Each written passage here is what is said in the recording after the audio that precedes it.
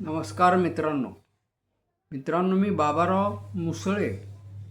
सारं काही बाबाराव मुसळे या माझ्या यूट्यूबसाठी मी काही असं काही तसं या सदरामध्ये हा व्हिडिओ बनवत आहे. आज सकाळी फेसबुकवर एक धक्कादायक पोस्ट वाचली. धक्कादायक यासाठी की त्या पोस्टमध्ये ज्या महिलेचा उल्लेख आलेला आहे ती महिला संपूर्ण पुरुष जातीचाच द्वेष करते. तिने तिच्या अशा काही ज्या पोस्ट केल्या ज्यात व्हिडिओच्या माध्यमातून ती इंस्टाग्रामवर ते शेअर करते, त्या सर्व पोस्टसाठी ती आय हेट मेन असा हॅशटॅग वापरते. आय हेट मेन याचा अर्थ मी पुरुषांचा द्वेष करते. अशी एखादी महिला जगामध्ये असू शकते खरं म्हणजे अशी कल्पनाच करवत नाही.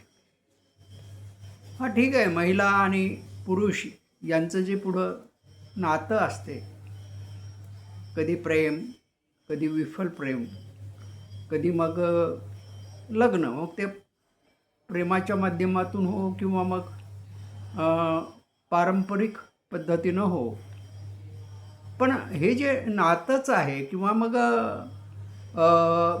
पुरुष आणि स्त्रीची केवळ एवढीच नाती नाहीत. जरी तिचं लग्न नाही झालं असं गृहीत धरू आपण, तर तिचा कोणीतरी भाऊ असतो, तिचा कोणीतरी बाप असतो, तिचा कोणीतरी मेहुणा असतो, तिचा कोणीतरी चुलता असतो, तिचा कोणीतरी चुलत भाऊ असतो, तिचा कोणीतरी आजोबा असतो.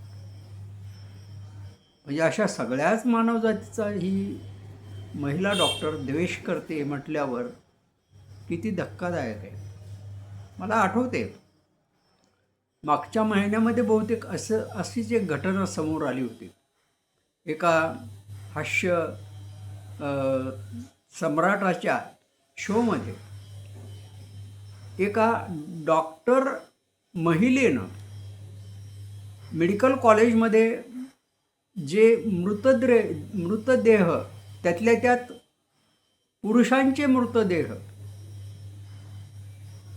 त्यांच्या नातेवाईकांकडून डोनेट केले जातात, त्यावर तिनं एक विकृत भाष्य केलं होतं. अर्थात ते भाष्य काय होतं की ती असं म्हणत होती की आम्ही स्टुडंट्स एखाद्या बॉडीच्या बाबतीत अभ्यास करताना त्या बॉडीच्या लिंगाच्या आकारावरून थट्टा करत होतो, म्हणजे मजाक करत होतो. या पद्धतीचा विचार एखाद्या महिला डॉक्टरचा जितका धक्कादायक असू शकतो तितकाच धक्कादायक विचार या केतन अग्रवालच्या दुर्दैवी मृत्यूच्या संदर्भात केलेल्या महिलेचा सुद्धा आहे. आणि म्हणून मला एक असं वाटलं की हा भाग म्हणजे या पोस्टचा भाग आपण शेअर केला पाहिजे. आता हे केतन अग्रवाल हत्या प्रकरणामध्ये जी जिच्याशी तो लग्न करणार होता, तर तिनंच असं एक त्याच्या हत्येसंबंधी विधान केलेलं आहे की मला केतन आवडत नव्हता याचं कारण त्याच्या डोक्यावर टक्कल होतं. आता टक्कल कोणाला नसते, आजकाल कमी वयातल्या मुलांनाही टक्कल पडतात. तसे त्या दोघांच्या वयामध्ये फारसा काही फरक नव्हता आणि दोघेही तसे फारच कमी वयाचे होते. 20-22चा केतन होता आणि ती मला वाटते 18-19 वर्ष वयाची होती. अर्थात 20-22 वयाच्या केतनच्या डोक्यावर इतक्या लवकर टक्कल पडावं, पण पडू शकते. आजकाल असे टक्कल पडणारे किंवा पडलेले जे लोक असतात ते वीग वगैरे वापरतात. तर ही काही नवलाची बाब नाही. आणि कोणाच्या डोक्यावर टक्कल आहे म्हणून एखादी त्याची अ, होणारी बायको जर त्याचा खूनच करत असेल तर किती किती विकृतीने कळस गाठला. म्हणजे विचाराच्याही पलीकडे आहे हे खरं तर. आणि मग या घटनेनंतर ही जी डॉक्टर आहे त्या डॉक्टरचं नाव आहे मुस्कान सोनी. तिने इंस्टाग्रामवर जो काही एक असा व्हिडिओ टाकला आणि व्हिडिओ आल्यानंतर त्याचं फार मोठ्या प्रमाणात ट्रोलिंग झालं. तर या व्हिडिओमध्ये तिने त्या केतनच्या दुर्दैवी हत्येबद्दल हेच विधान केलं की आय हेट मेन. अशा माणसांचा मी द्वेष करतो. आता तसं पर्टिक्युलर अशा म्हणून काही नाही. तिनं तिच्या प्रत्येक व्हिडिओमध्ये ती किंवा पोस्टमध्ये ती हा आय हेट मेन हा हॅशटॅग वापरत असते. तर काय झालं की तिने असं म्हटलं त्या केतन अग्रवालच्या दुर्दैवी घटनेवर की ज्याच्या डोक्यावर टक्कल असेल त्यानं मरायलाच पाहिजे.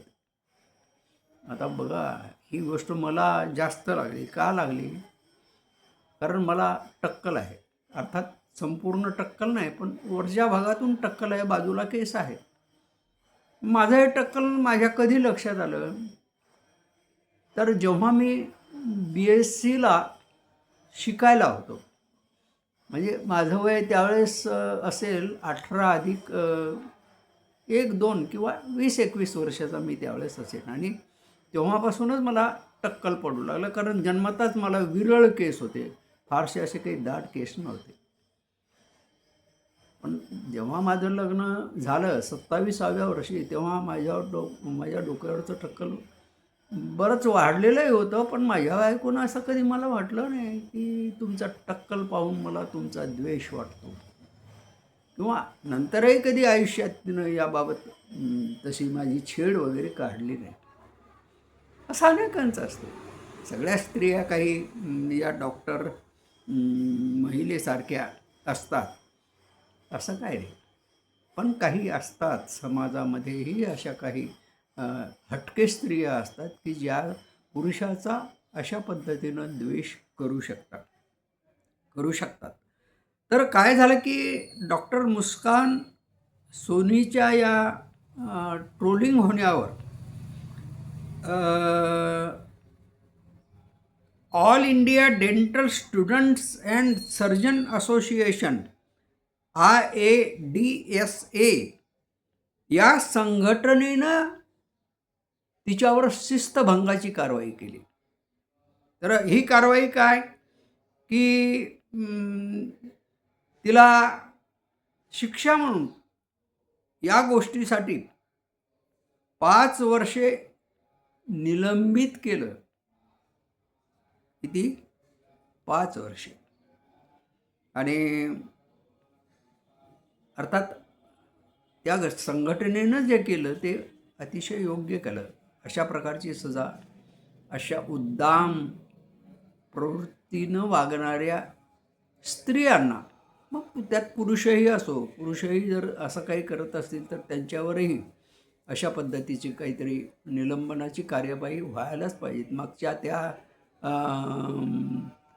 मृत शरीरांच्या लिंगांबाबत असं काही करणाऱ्या तरुणीला सुद्धा तिच्या त्या संघटनेनं काहीतरी अशी सजा दिलेली आहे आणि ती जिथं काम करत होती तिथूनही तिला कामावरून कमी केलेलं आहे. तर मित्रांनो, हे असं जे प्रकरण आहे ते मी वाचलं आणि मी अत्यंत अस्वस्थ झालो आणि मग मला असं वाटलं की आपण काहीतरी किमान आपल्याला काय नाही म्हणायचं तरी किमान ही पोस्ट कशा पद्धतीनं बातमीत आलेली आहे, हे सगळी बातमी आहे फेसबुकवर आलेली, तर कशा पद्धतीनं आलेली आहे ती आपण जगासमोर मांडावी. अर्थात याच्यात मी माझं काहीही वक्तव्य केलेलं नाही किंवा कुठलाही रिमार्क मी दिलेला नाही. हे सार त्या बातमीमध्ये आलेलं आहे आणि त्यामुळे